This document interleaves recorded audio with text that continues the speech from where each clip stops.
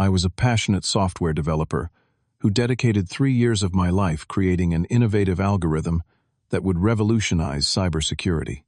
Dr. Jackson was more than my mentor. He was someone I trusted with my work, my dreams, and my future. When I finally perfected my creation, I felt on top of the world, ready to present at the biggest tech conference of the year. I never imagined my greatest achievement would become my deepest wound. Before I tell you how my mentor stole everything I worked for, let me know where you are watching from in the comments below, and hit that subscribe button if you have ever trusted someone who did not deserve it. Trust me, the ending of this story will give you hope. I grew up in a working-class family in Detroit, Michigan, where I learned early that nothing comes easy. My dad owned a small electronics repair shop fixing everything from radios to computer monitors. He never made much money, but he had principles that were worth more than gold.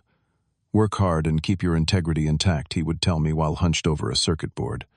Nobody can steal your character. As the first person in my family with a shot at college, I carried the weight of their expectations. My high school teachers saw potential in me, especially in mathematics and computer science. I would stay after hours in the computer lab, teaching myself programming languages, while my classmates were at football games. When college acceptance letters came, the joy was tempered by reality. We simply could not afford it. Then came the miracle, a full scholarship to Stanford University, based on an algorithm I had developed that optimized traffic flow systems. I packed everything I owned into 2 suitcases and flew to California, terrified but determined. The campus was intimidating. Everyone seemed smarter, more polished and better prepared than me. For weeks I questioned whether I belonged there at all. During my sophomore year, I first encountered Dr. William Jackson during a guest lecture. He was everything I aspired to be. Brilliant, accomplished, and respected throughout the tech industry. His work in cybersecurity had earned him not only academic accolades, but also consulting roles with major corporations and government agencies. The lecture hall fell silent when he spoke, his words carrying the weight of genuine authority. When the session opened for questions, I nervously raised my hand and asked about a potential vulnerability in his proposed security protocol. Instead of dismissing me, Dr. Jackson paused, considered my point, and then smiled. "That is an excellent observation," he said. "See me after class." That 15-minute conversation changed the trajectory of my life. 2 weeks later, Dr. Jackson invited me to join his research lab. I could hardly believe someone of his stature had taken an interest in me. The lab was cutting-edge, filled with graduate students and postdocs. As an undergraduate, I felt out of place, but determined to prove my worth. Dr. Jackson assigned me to a small project analyzing encryption patterns, which I completed in half the expected time. "You have unusual insight," he told me, reviewing my work. "I believe you see patterns others miss."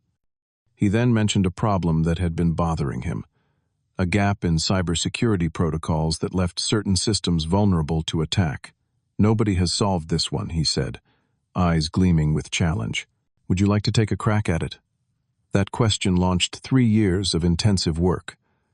Dr. Jackson provided everything I needed: lab space, computing power, research assistance. He opened doors that would have remained closed to someone with my background. When I hit roadblocks, he would listen patiently, offer guidance, and sometimes challenge my thinking with just the right question to send me in a new direction. Our relationship grew beyond the professional. Dr. Jackson invited me to dinners at his elegant home in Palo Alto, where I met his wife and teenage children. They welcomed me like family, a kindness I deeply appreciated being so far from my own. During these evenings, Dr. Jackson would sometimes share personal stories, his humble beginnings, career setbacks, family struggles. I felt honored by his trust and opened up about my own insecurities and dreams. "You remind me of myself at your age," he would say, pouring another glass of wine. "Hungry, determined, but you have more raw talent than I did." Looking back, I can see the first warning sign, though at the time it seemed insignificant. We were presenting preliminary findings to the department, and Dr. Jackson repeatedly referred to our project and our approach. While technically accurate since he supervised my work, the emphasis on shared ownership felt slightly off. I noticed Dr. Harper, another senior faculty member giving me an odd look during the presentation. Afterward, Dr. Jackson became increasingly interested in documentation. "We need to keep detailed records," he insisted, "for publication purposes." He requested access to all my code repositories, lab notes, and even my personal research journal. "In academia, proper attribution requires meticulous records," he explained. It seemed reasonable coming from someone with decades of experience. The algorithm was coming together beautifully. My approach combined elements of quantum computing theory with traditional encryption in a way nobody had attempted before. After countless iterations, sleepless nights, and moments of near defeat, I had created something genuinely revolutionary, a security protocol that could adapt to new threats autonomously while requiring minimal processing power. Dr. Jackson was ecstatic, calling it breakthrough work. When he suggested we present at the TechCore conference, the most prestigious gathering in the industry, I was simultaneously terrified and thrilled. This would be my debut on the world stage. "This could launch your career," Dr. Jackson set his hand on my shoulder. "I will help you every step of the way." The preparation for TechCore consumed every waking moment. I refined the algorithm, prepared demonstrations, and practiced my presentation until I could deliver it in my sleep. Dr. Jackson reviewed everything, offering suggestions and encouragement. "Send me all your files," he said casually, "just as a backup in case anything happens to your system." He also offered to handle the submission paperwork, explaining that conference applications were complex and his name carried weight. I gratefully accepted, focusing instead on perfecting the technical aspects. 3 weeks before the conference, I received an automated email from TechCore confirming the presentation schedule. My heart nearly stopped when I saw the listing. The presentation was titled, "Adaptive Quantum Enhanced Security Protocol with Dr. William Jackson listed as primary inventor." My name appeared fifth in a list of additional contributors. I stared at the screen, convinced there had been some administrative error. I immediately went to Dr. Jackson's office email printed in my trembling hand. "There seems to be a mistake with the conference listing," I said, trying to keep my voice steady. His response chilled me to the core. "That is just how academia works, Aaron," he said, barely looking up from his computer. "Principal investigators are listed first. You will get your credit as a research assistant." Research assistant, the words felt like a physical blow. "This is my algorithm. I developed every aspect of it." "Doctor." Jackson swiveled in his chair, his expression hardening. "Under my guidance in my lab with my resources. This is how the system works. You are a student, not a colleague. Your contribution will be acknowledged appropriately." I left his office in a daze, questioning my own understanding of our arrangement. Had I misinterpreted everything? Was this truly how academia functioned? I reached out to a graduate student I trusted who worked in another lab. Her horrified expression told me everything I needed to know. The next day, a colleague mentioned seeing Dr. Jackson meeting with patent attorneys. A quick search of public patent applications revealed the devastating truth. Dr. Jackson had filed for patents on my work, listing himself as sole inventor. The applications contained detailed descriptions of algorithms and processes that came directly from my notebooks, with no mention of my contribution. My suspicions now fully aroused. I arrived at the lab early one morning to find Dr. Jackson had left his computer unlocked. I knew it was wrong to look, but I felt I had no choice. What I found shattered any remaining trust. Dozens of emails to venture capitalists describing his breakthrough algorithm. A pitch deck for a new cybersecurity company, built around my innovation, with no mention of me whatsoever. Photos from meetings with investors I had never been told about. A legal document outlining the formation of a new corporation with Dr. Jackson as CEO and majority shareholder. I spent the next 3 days gathering evidence. Original timestamps on my code repositories, early drafts, with my digital signatures, witness accounts from other lab members who had seen my progress. Armed with this documentation, I confronted Dr. Jackson in his office, closing the door behind me. "You are stealing my work," I said, laying out the evidence folder on his desk. "The patents, the company, the presentation. You are taking credit for something you know is mine." The transformation was immediate and terrifying. The mentor I had trusted morphed into someone unrecognizable, cold, calculating, and threatening. "Who do you think they will believe?" he asked, his voice dangerously quiet. "A renowned professor, with 20 years of publications and industry connections, or a student nobody has heard of? Think carefully about your next move, Aaron. Your academic future is at stake." I stood my ground. "This is theft. It is unethical and illegal." "Doctor." Jackson picked up his phone. "Security, please. I have a student in my office who is becoming unstable and making accusations. I am concerned for my safety." Before I could process what was happening, campus security arrived and escorted me from the building. By evening, my keycard access to the lab had been revoked. My university email returned error messages. When I tried to access my cloud storage containing 3 years of work, the password had been changed. What followed was the darkest period of my life. Former colleagues avoided me in the hallways, looking away uncomfortably when our paths crossed. Rumors spread about my mental health and stability. An anonymous complaint questioned my academic integrity, triggering a university investigation that threatened my scholarship. Without financial support, I would be forced to withdraw from the program. My health deteriorated rapidly. Insomnia led to exhaustion. Anxiety attacks became frequent. I lost 20 pounds in 3 weeks. My academic performance suffered as I struggled to focus on classes while fighting to reclaim my work. Professors who had once praised my potential now regarded me with suspicion. Dr. Jackson's influence ran deep throughout the department. One night, after receiving notice that my scholarship was under review, I sat on the edge of my bed, contemplating giving up entirely. Maybe I should just go home, return to Detroit, and find some ordinary programming job. The fight seemed impossible against someone with such power and so few scruples. I flew home to Detroit that weekend, not telling my parents the full story, just that I needed a break. My father immediately knew something was wrong. After dinner, he invited me to his repair shop, a small space filled with the comforting smells of solder and machine oil. As I watched him patiently troubleshoot a vintage radio, he finally asked, "What happened, son? What did they take from you?" The whole story poured out of me. The betrayal, the theft, the systematic dismantling of my academic future. When I finished expecting sympathy or outrage, my father was quiet for a long moment. "They can take your work," he finally said, adjusting his glasses, "but they cannot take your mind. The same brain that created that algorithm is still in your head." He pointed to an old toolbox in the corner. "Bring me that." Inside the toolbox was an ancient notebook I had used in high school. Page after page of early coding projects, including preliminary sketches of traffic optimization algorithms, the work that had earned me the scholarship. "You have always been the creator," my father said. "That has not changed. Now you need to be the fighter too."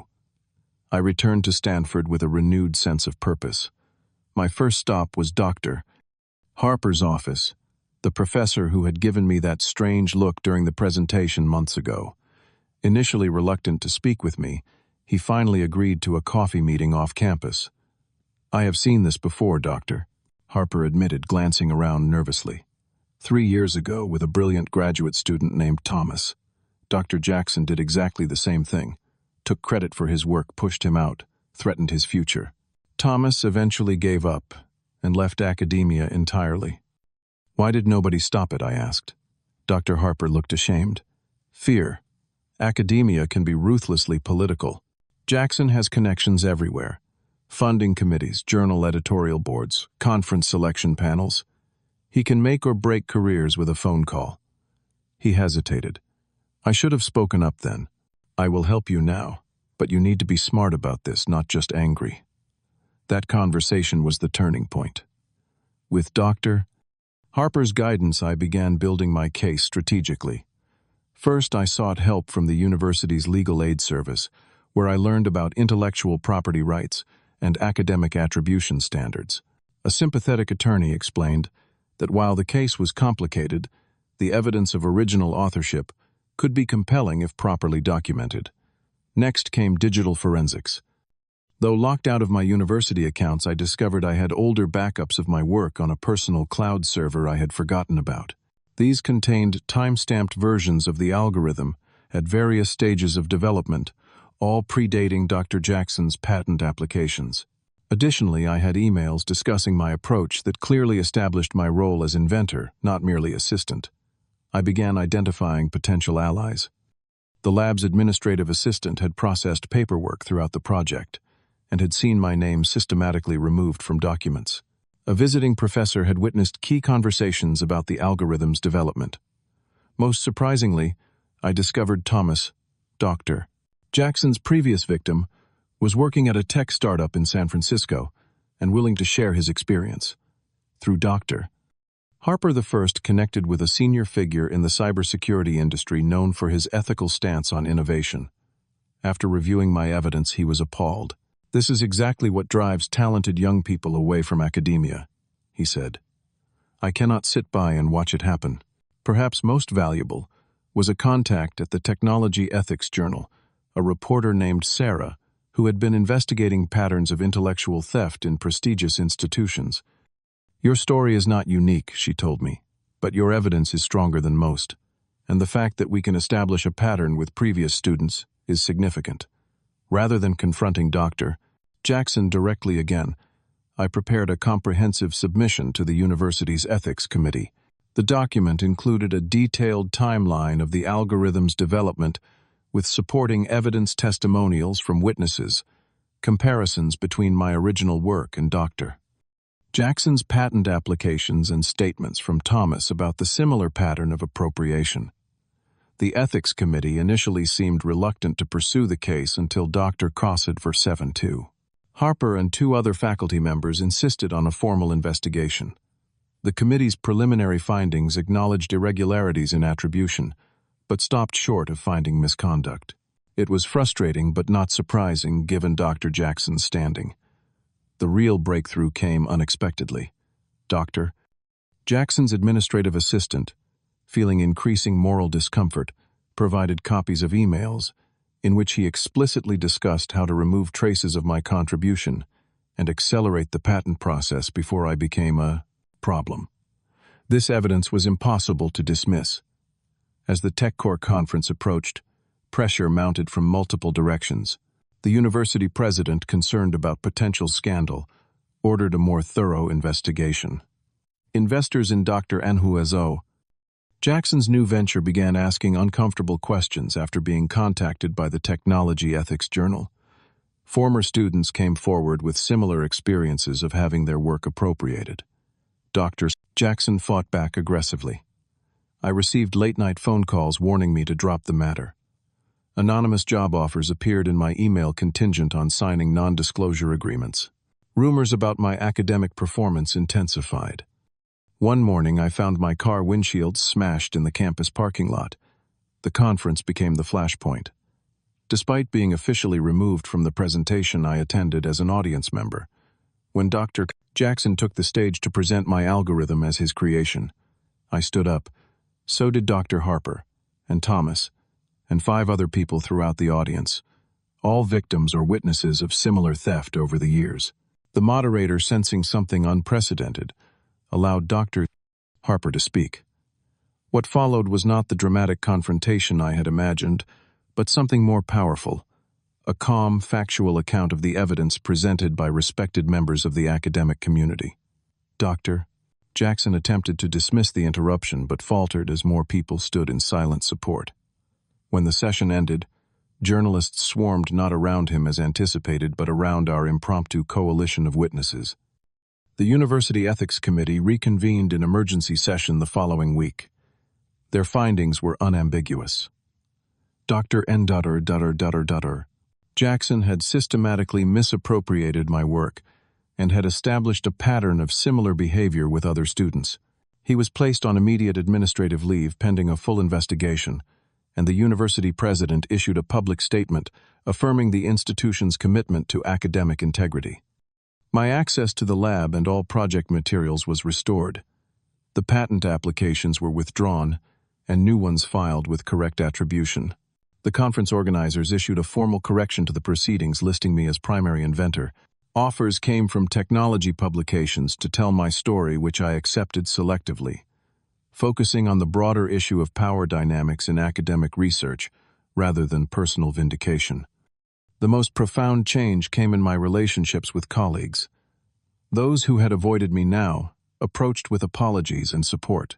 Several admitted they had suspected something was wrong but feared career repercussions if they spoke up. We began important conversations about collective responsibility in academic environments.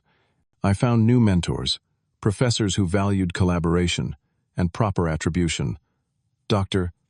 Harper introduced me to several respected figures in cybersecurity who offered guidance without attempting to control my work.